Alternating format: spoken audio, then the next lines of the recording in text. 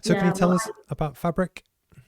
yeah, so Fabric was built for that very reason. So I was on a growth trajectory with Unwritten, and we were providing strategic consultancy for businesses that were looking to grow, and that was doing really, really well. And I could not recruit strategic marketers come hell or high water. I looked for them everywhere. I really, really struggled to find marketers who weren't just amazing project managers or client service directors, but those who could take a business plan and challenge a senior management team and pick it apart to then build a marketing and communication strategy. And it was driving me mad that I was having to slow the growth of Unwritten down because I couldn't find these people. And so, impatiently as I am, I just thought, sod it, let's start building our own little training program, which is what Fabric initially was. It was a recruitment strategy for Unwritten. And in our own strategic planning of what this training program looked like, we started doing a huge amount of competitor research and the best ways to bring in talent and the best ways to train talent.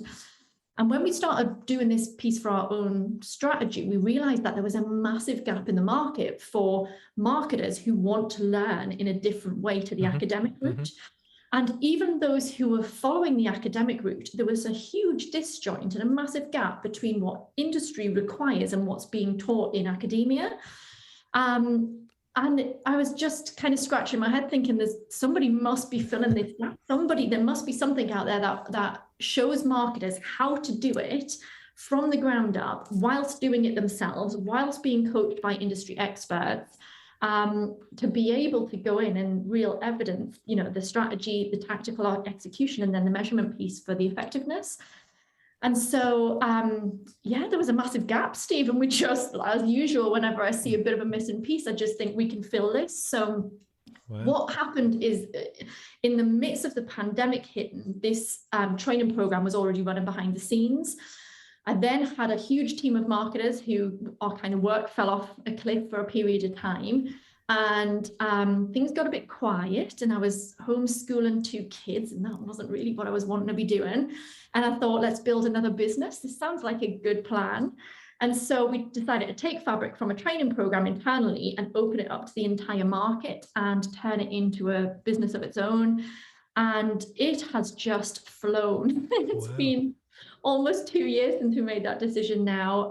We're about 18 months into running the program through a ton of successful cohorts.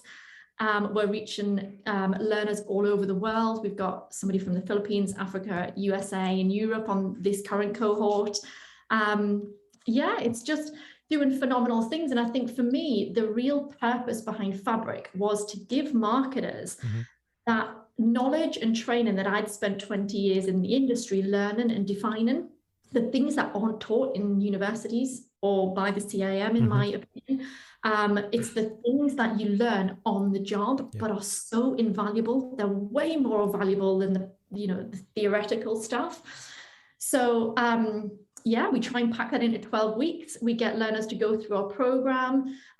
They build a live strategy whilst they're on the program, and they submit it at 3 points throughout. So we can review it, we can support them in the feedback process, and so they don't go off kilter if their strategic piece at the beginning is incorrect. And essentially we do it to help them get either their first role in industry or a promotion within their current company, a seat at the board table, which I'm always fighting for with marketing, bigger budgets, and essentially those bigger essential results for businesses who are looking to grow in their efforts. So it's been a wild journey, but it's going well. Alice Rowenhall says, "Go Lisa, so inspiring." Oh, Alice, yeah, she's awesome, absolutely awesome. If you ever need a business leader to look up to, that's Alice for sure. Likewise, Alice, I'll get you on the podcast at some point. I know we don't know each other, but I'll just shoot my shot now.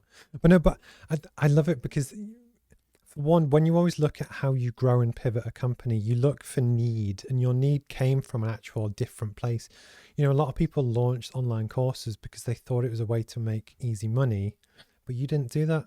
But also you kind of knew what the gap was. And so the one for me, again, was very similar, but on a broader business sense, that growing up, where do you actually learn the actual stuff to actually make money? And my big one as well is that often if you go to Waterstones, you get sales books, management books, marketing books, strategy books, but nobody ever glued it all together. And I was like, well, I know how to do anyway. So, So but intertwined, it is. Yes, you're so right. It's so intertwined. And no, I guess my need for fabric was never to make money. I was making good money in Unwritten. that's the difference. People can Yeah, tell.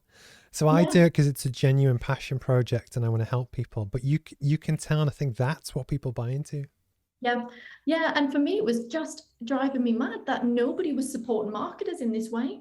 You know, there is such ambition out there in marketing. There's such amazing career paths and progression in marketing. Some of the best CEOs and business I agree. leaders out in the world were marketers at heart. Hmm. So, you know, for me, it's such a missed opportunity for those marketers who want to go into businesses and really help them progress. And this is why I get so passionate, we'll call it, about businesses who pick and choose when to market, and they'll Yeah. throw a bit of money at it, and then as soon as times get hard, they cut the marketing budget. And you know, it's the last thing that should be cut. Hence my rant about the government's crazy advice en route that, you know, businesses should withhold marketing budget to cut consumer prices. Do not cut marketing budget. It's what helps you grow as a business.